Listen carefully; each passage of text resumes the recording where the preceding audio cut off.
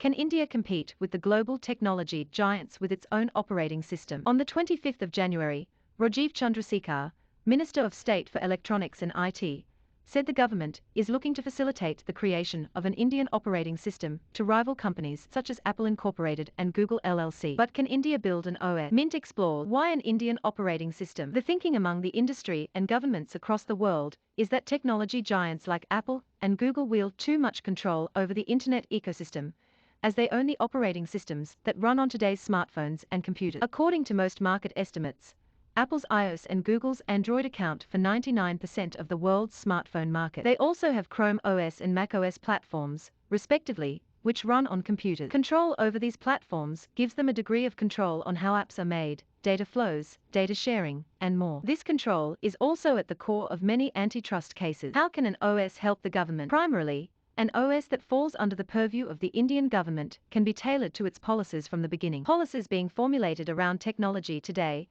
have to take into account global regulations, like the European General Data Protection Regulation. Such an OS could also have implications for the startup ecosystem, which has long complained about the charges Google and Apple levy for selling apps and services through their respective app stores. Lastly, an OS could be used by the government to mine data about the country's citizens and use that for various purposes. Is there any indigenously developed OS? A government-mandated or supported OS doesn't exist yet. However, in 2013, a group of IIT graduates created Indus OS, which still exists. In November 2021, the firm claimed that its app store, the Indus App Bazaar, had over 200 million users. There are other isolated examples too, like Paytm's mini app store, which was launched in September 2020. Will an Indian OS work? Google and Apple are powerful because their operating systems are preferred by users. Giants like Microsoft Corp have tried to take on these two firms and failed. The impact of not having Google's support, for instance, is well documented through Huawei. The company withdrew Huawei's access to Android after the US sanctions in 2019,